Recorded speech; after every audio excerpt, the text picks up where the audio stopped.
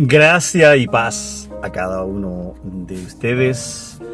Quiero leer con ustedes Romanos capítulo 6, verso 14. Porque el pecado no se enseñoreará de vosotros, pues no estáis bajo la ley, sino bajo la gracia. El título de este mini sermón que quiero compartir con ustedes en esta tarde es ¿libres para pecar o libres para vivir? La gracia de Dios no solo nos perdona, sino que nos libera del dominio del pecado, capacitándonos a usted y a mí para vivir en verdadera libertad y justicia. A manera de introducción, ¿alguna vez has sentido que luchas contra el mismo pecado una y otra vez? Yo lo hago habitualmente. Como si estuvieras atrapado en un ciclo sin final. Has experimentado la frustración de querer hacer lo correcto, pero terminas haciendo lo que no quieres. Y Romanos 6:14 nos ofrece una verdad transformadora. El pecado no tiene por qué ser nuestro amo. El apóstol Pablo, escribiendo a creyentes en Roma que enfrentaban tensiones culturales y teológicas, nos recuerda en esta tarde que nuestra identidad ha cambiado radicalmente. Ya no pertenecemos al reino del pecado, sino al reino de la gracia. En el contexto del Imperio Romano, donde la esclavitud era una realidad tangible, era parte de la sociedad y el concepto de señorío era bien comprendido. Esta declaración de Romanos 6:14 tendría un impacto profundo en la sociedad romana. Culturalmente, los romanos valoraban el estatus y la libertad, mientras que socialmente la comunidad cristiana estaba compuesta por personas de diversos trasfondos que necesitaban entender su nueva identidad en Cristo. Teológicamente, Pablo está abordando una tensión fundamental. Si la gracia abunda donde abunda el pecado, ¿debemos continuar en pecado para que la gracia abunde? Tu respuesta es rotunda. No, porque la gracia no es licencia para pecar, sino poder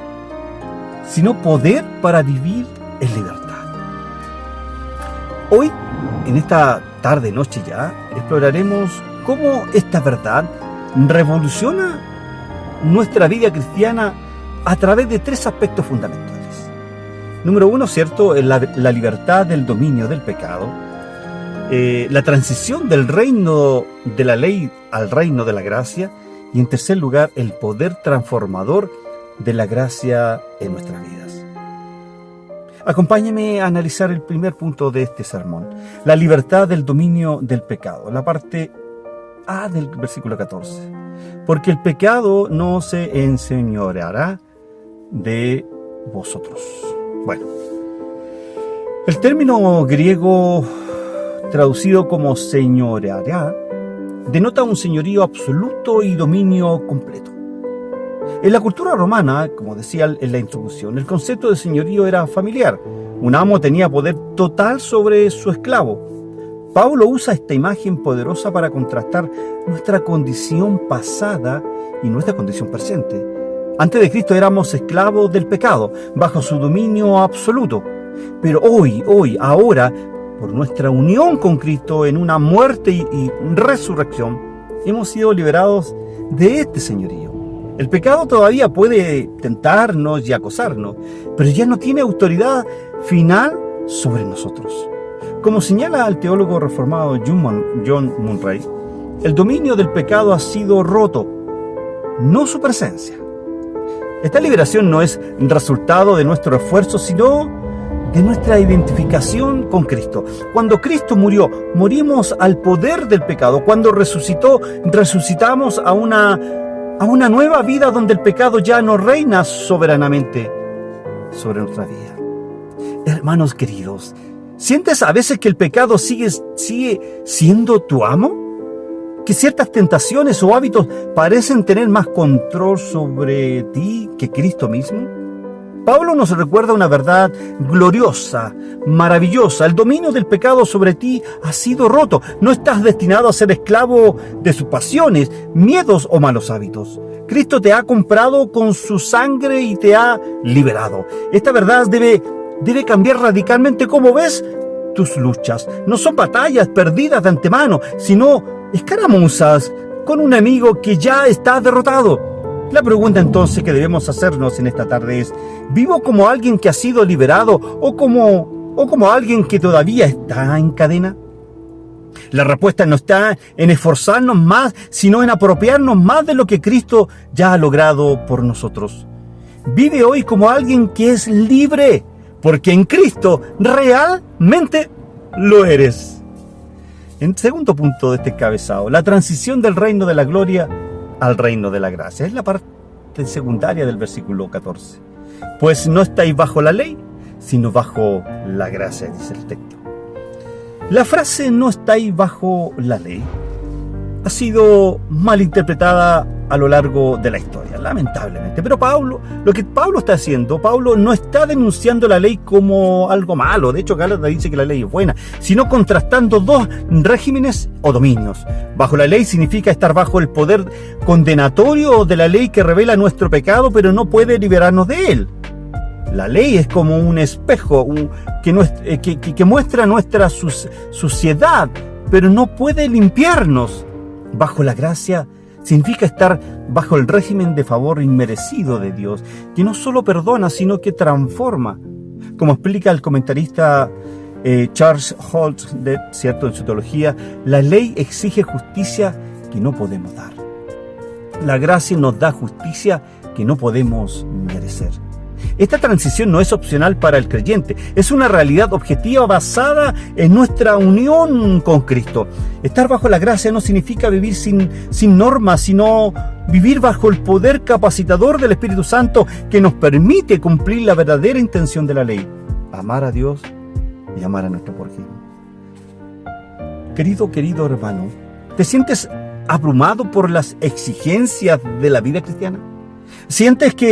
A veces sientes que nunca puedes cumplir con todos los deberías o debes que te presentan. Pablo nos trae buenas noticias. No estás bajo la ley, sino bajo la gracia. Esto no significa que Dios ya no se preocupa por tu santidad, sino que su approach ha cambiado.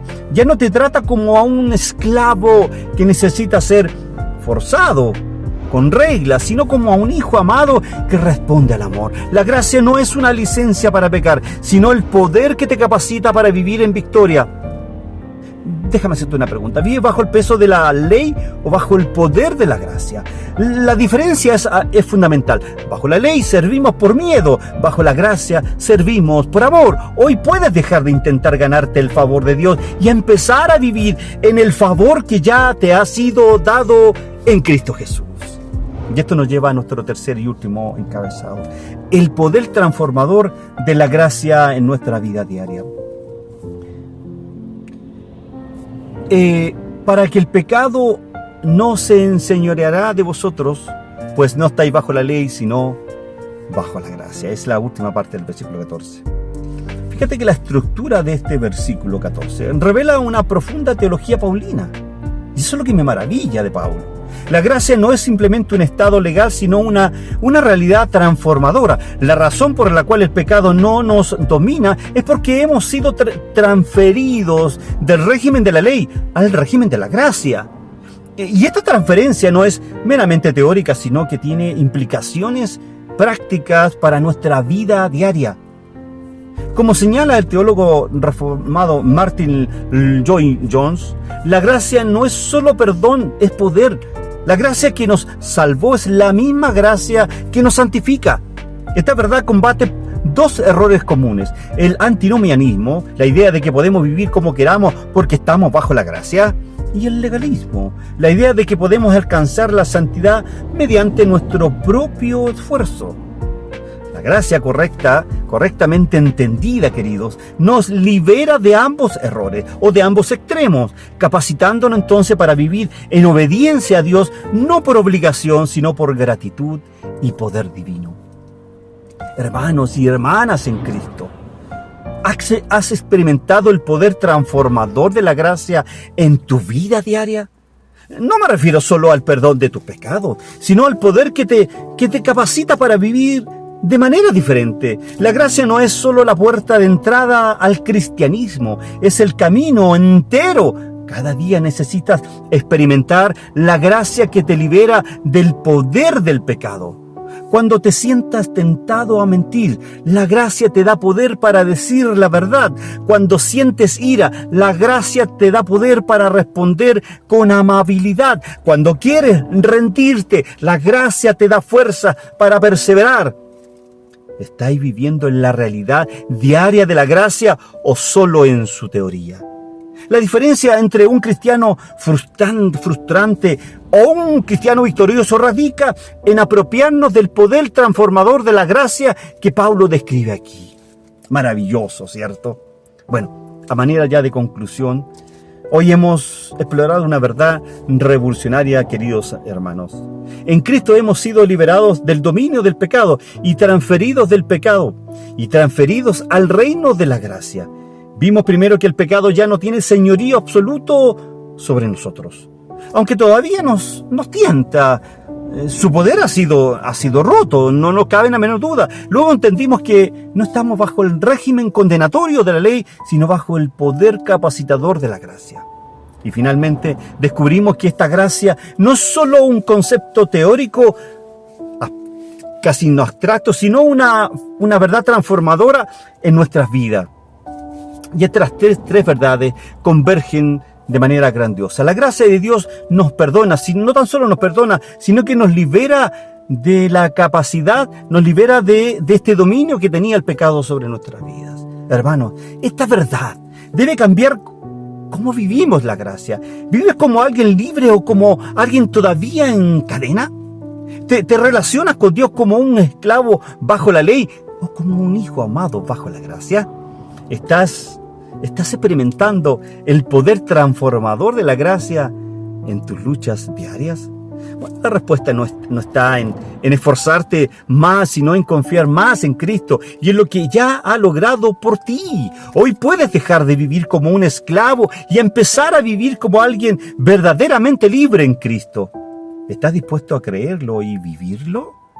¿Estás listo para experimentar la libertad que solo la gracia puede darte? Te invito en esta tarde ya a cerrar tus ojos por un momento. ¿Hay alguna área de tu vida donde el pecado todavía parece dominar? ¿Estás tratando de vivir la vida cristiana en tus propias fuerzas bajo el peso de la ley?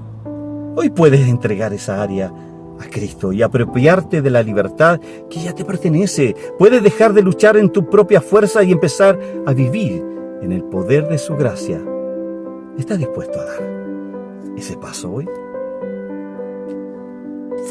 Ha sido este esfuerzo de cápsulas teológicas de entregarte cada martes, cada jueves, cada domingo un mensaje para que puedas transformar tu vida, para que pueda hacerte reflexionar.